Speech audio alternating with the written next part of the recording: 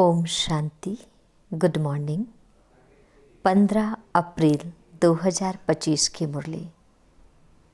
मीठे प्यारे बाबा, हम बच्चों से कह रहे हैं, मीठे बच्चे, बाप तुम रूहों से रूह रिहान करते हैं। तुम आए हो बाप के पास 21 जन्मों के लिए अपनी लाइफ इंश्योर करने। तुम्हारी लाइफ ऐसी इंश्योर होती है जो तुम अमर बन जाते हो। मीठे बच्चे, बाप तुम रूहों से रूह रिहान करते हैं। तुम आए हो बाप के पास 21 जन्मों के लिए अपनी लाइफ इंश्योर करने। तुम्हारी लाइफ ऐसी इंश्योर होती है जो तुम अमर बन जाते हो। प्रश्न है, मनुष्य भी अपनी लाइफ इंश्योर कराते और तुम बच्चे भी, दोनों में अंतर क्या है? बाबा हम बच्चों से प्रश्न पूछ रहे हैं, मनुष्य भी अपनी लाइफ इंश्योर कराते और तुम बच्चे भी, दोनों में अंतर क्या है? उत्तर है बाबा का, मनुष्य अपनी लाइफ इंश्योर कराते कि मर जाएं तो परिवार वालों को पैसा मिले। तुम बच्चे इंश्योर करते हो कि 21 जन्म हम मरे ही नहीं, अमर बन जाएं। सतयुग में कोई इंश्योर कंपनियां होती नहीं। अभी तुम अपनी लाइफ इंश्योर कर देते हो, फिर कभी मरेंगे नहीं, यह खुशी रहनी चाहिए। गीत है, यह कौन आज आया सवेरे सवेरे। ओम शांति। डिटेल है, रूहानी बाप बैठ रूहानी बच्चों से रूह रिहान करते हैं। तुम बच्चे जानते हो, बाप हमको अभी 21 जन्म तो क्या 40-50 जन्मों लिए इंश्योर कर रहे हैं। वो लोग इंश्योर करते हैं कि मर जाएं तो उनके परिवार को पैसा मिले। तुम इंश्योर करते हो 21 जन्मों के लिए, मरे ही नहीं, अमर बनाते हैं ना। तुम अमर थे, मूल वतन भी अमर लोक है। वहाँ मरने जीने की बात नहीं रहती, वो है आत्माओं का निवास स्थान।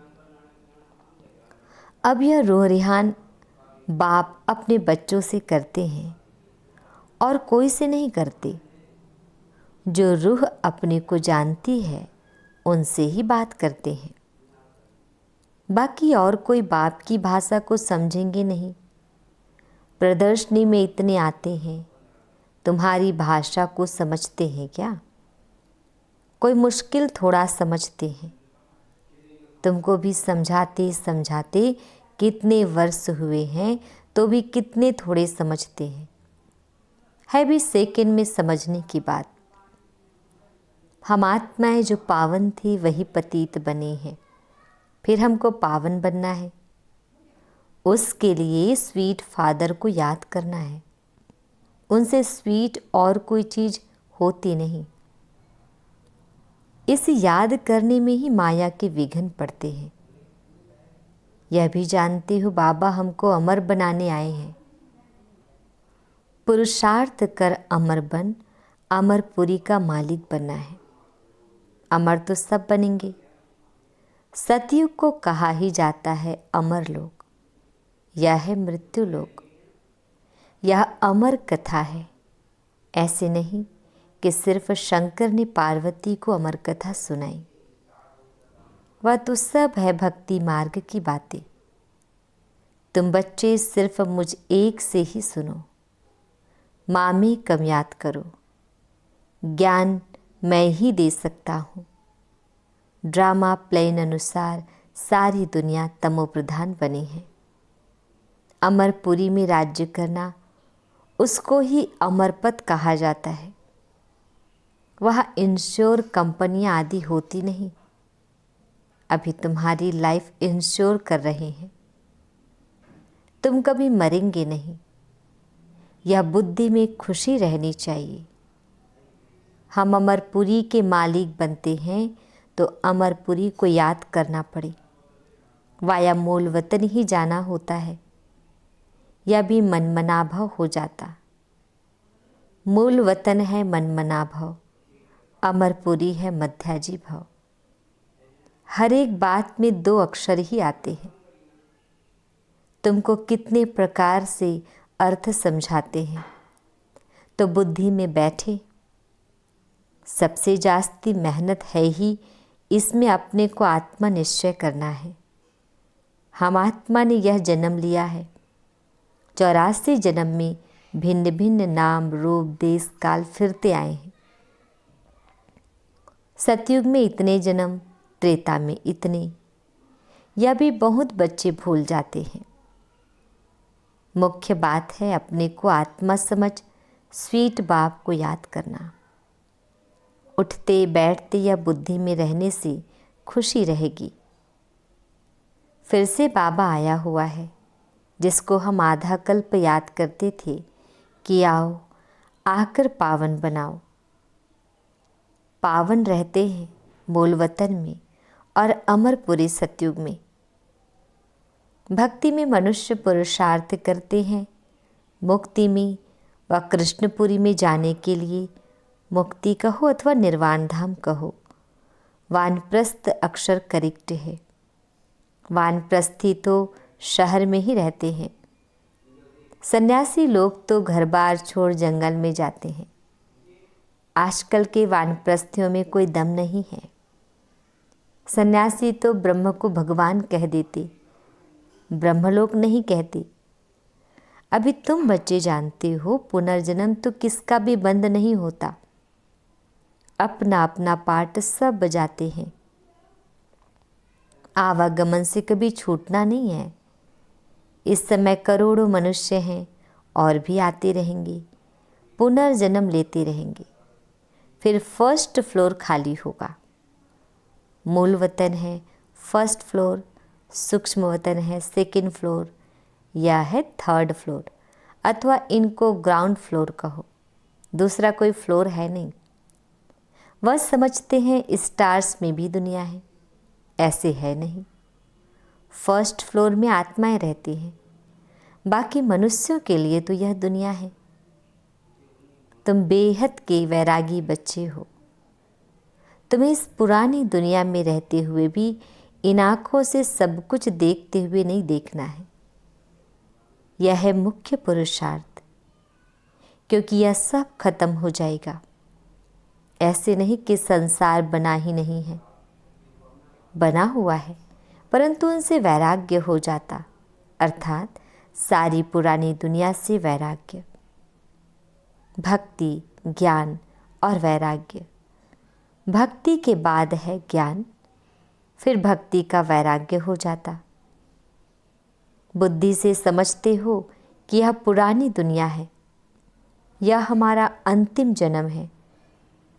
अभी सबको वापस जाना है। छोटे बच्चों को भी शिव बाबा की याद दिलानी है। उल्टे सुलटे खान पान आदि की कोई आदत नहीं डालनी चाहिए। छोटेपन से जैसी आदत डालो वैसी आदत पड़ जाती है। आजकल संग का दोष बड़ा गंदा है। संग तारे कुसंग बोरे, यह विषय सागर वेश्यालय है। सत तो एक ही परमपिता परमात्मा है। गॉड इज वन कहा जाता है। वह आकर सत्य बात समझाते हैं। बाप कहते हैं, हे रूहानी बच्चों, मैं तुम्हारा बाप तुमसे रूह रिहान कर रहा हूँ। मुझे तुम बुलाते हो ना। वही ज्ञान का सागर पतित पावन है। नई सृष्टि का रचयिता है, पुरानी सृष्टि का विनाश कराते हैं। यह त्रिमूर्ति तो प्रसिद्ध है, ऊंचते ऊंच है शिव। अच्छा, फिर सूक्ष्मतन में है ब्रह्मा विष्णु शंकर। उन्हों का साक्षात्कार भी होता है, क्योंकि पवित्र है ना। उन्हों को चैतन्य में इन आँखों से देख नहीं सकते, बहुत नौधा भक्ति से देख सकते हैं। समझो कोई हनुमान का भक्त होगा तो उनका साक्षात्कार होगा। क्या कह रहे बाबा? समझो कोई हनुमान का भक्त होगा तो उनका साक्षात्कार होगा। शिव के भक्त को तो झूठ बताया गया है कि परमात्मा अखंड ज्योति स्वरूप है। बाप कहते हैं मैं तो इतनी छोटी सी बिंदी हूँ। वह कहते अखंड ज्योति स्वरूप अर्जुन को दिखाया। उसने कहा बस मैं सहन नहीं कर सकता हूँ। उनको दीदार हुआ तो यह गीता में लिखा हुआ है। मनुष्य समझते हैं अखंड ज्योति का साक्षात्कार हुआ। अब बाप कहते हैं यह सब भक्ति मार्ग की बातें दिल खुश करने की है। मैं तो कहता ही नहीं हूँ कि मैं अखंड ज्योति स्वरूप हूँ। जैसे बिंदी मिसल तुम्हारी आत्मा है वैसे मैं हूँ। जैसे तुम ड्रामा के बंधन में हो वैसे मैं भी ड्रामा के बंधन में बांधा हुआ हूँ। सब आत्माओं को अपना अपना पार्ट मिला हुआ है। पुनर्जन्म तो सबको लेना ही है। नंबरवार सबको आना ही है। पहले नंबर वाला फिर नीचे जाता है। कितनी बातें बाप समझाते हैं। यह समझाया है कि सृष्टि रूपी चक्र फिरता रहता है। जैसे दिन के बाद रात आती है वैसे कलयुग के बाद सतयुग, फिर त्रेता के बाद कलयुग, फिर संगम युग आता है। संगम युग पर ही बाप चेंज करते हैं। जो सतो प्रधान थे अब वही तमो प्रधान बने हैं। वही फिर सतो प्रधान बनेंगे। बुलाते भी हैं हे पतित पावन आओ। तो अब बाप कहते हैं मन मना भाव। मैं आत्मा हूँ। मुझे बाप को याद करना है। यह यथार्थ रीति कोई मुश्किल समझते हैं।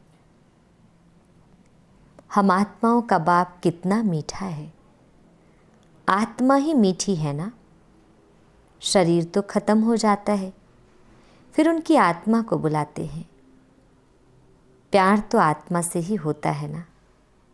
संस्कार आत्मा में रहते हैं। आत्मा ही पढ़ती सुनती है। देह तो खत्म हो जाती है। मैं आत्मा अमर हूँ। फिर तुम मेरे लिए क्यों रोते हो।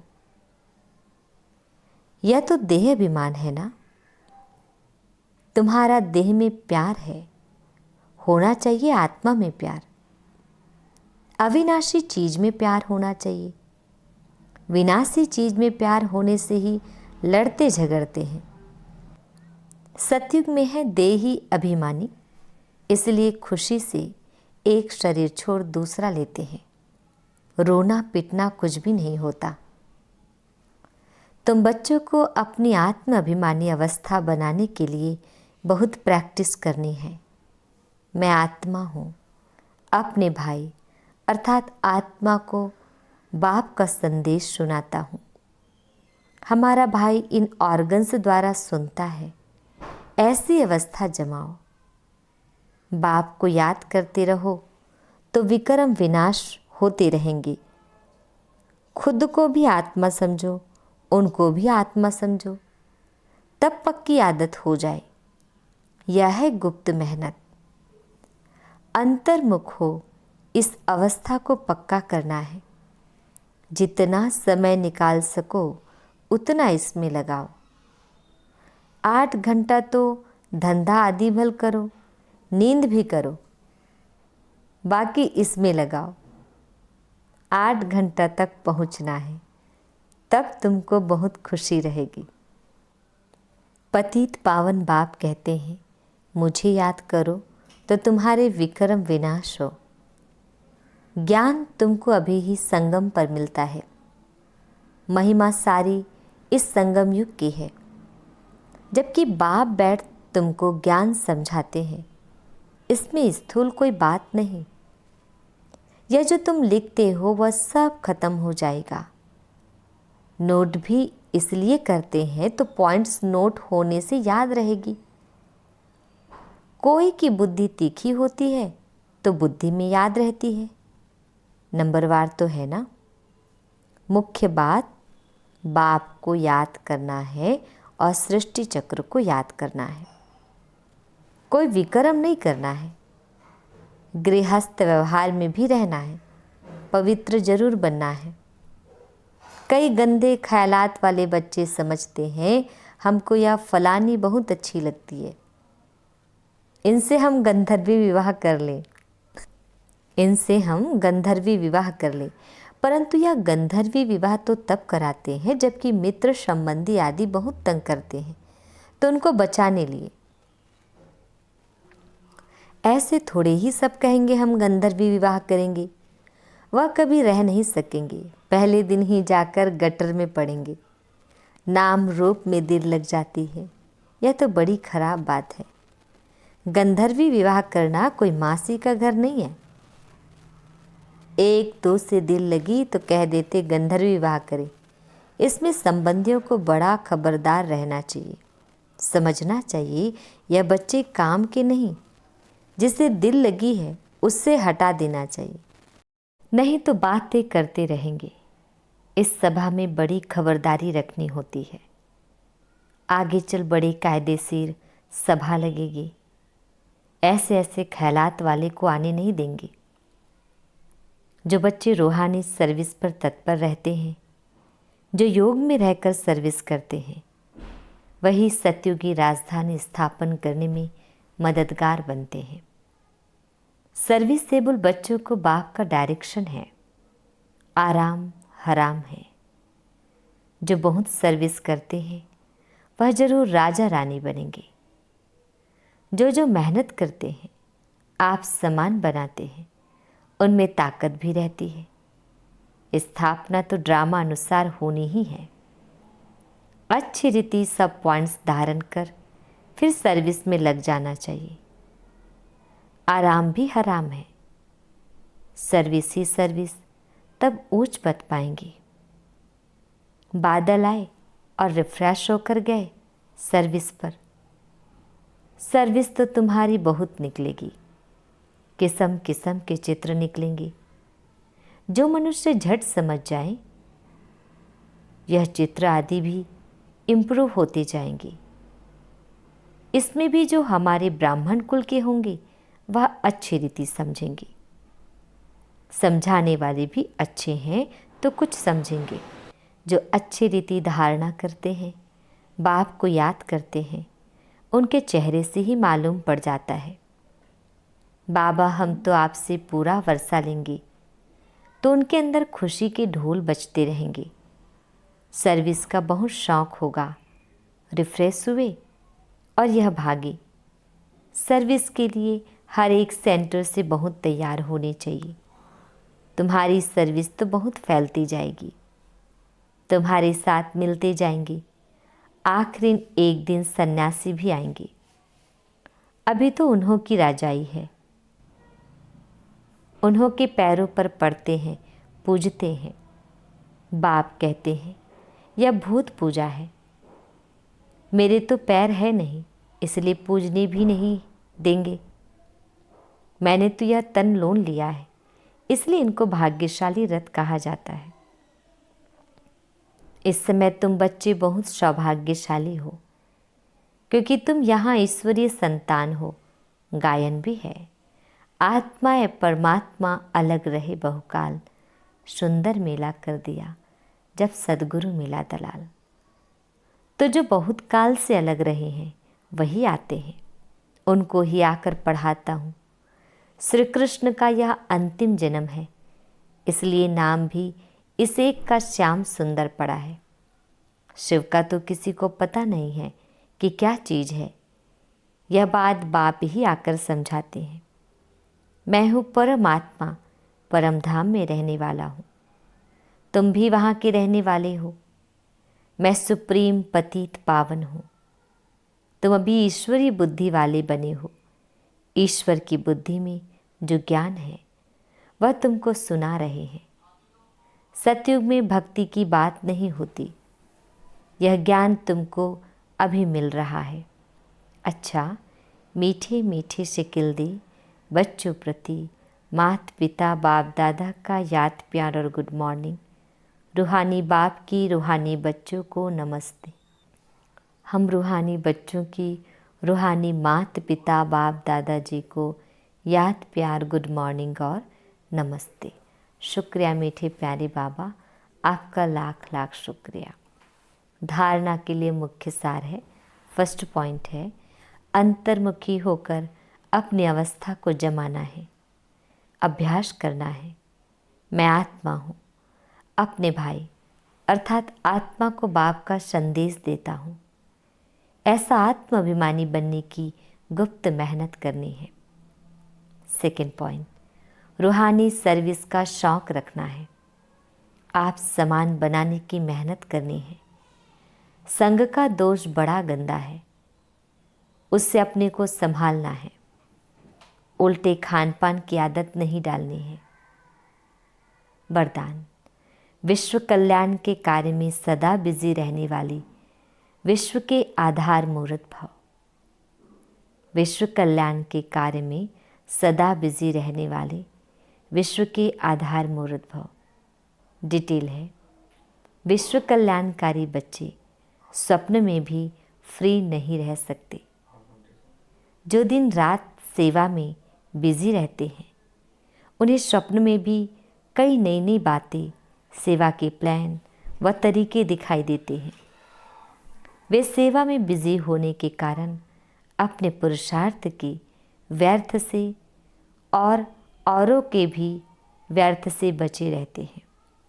उनके सामने बेहद की आत्माएं सदा इमर्ज रहती हैं। उन्हें जरा भी अलबेलापन आ नहीं सकता।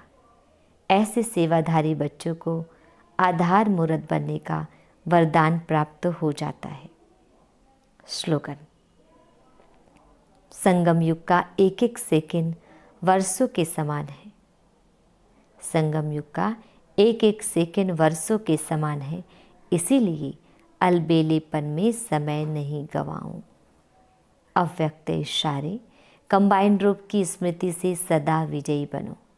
डिटेल है, जिसके साथ स्वयं परम पिता सर्वशक्तिमान बाप कंबाइंड है, सर्व शक्तियाँ स्वतः उनके साथ होगी।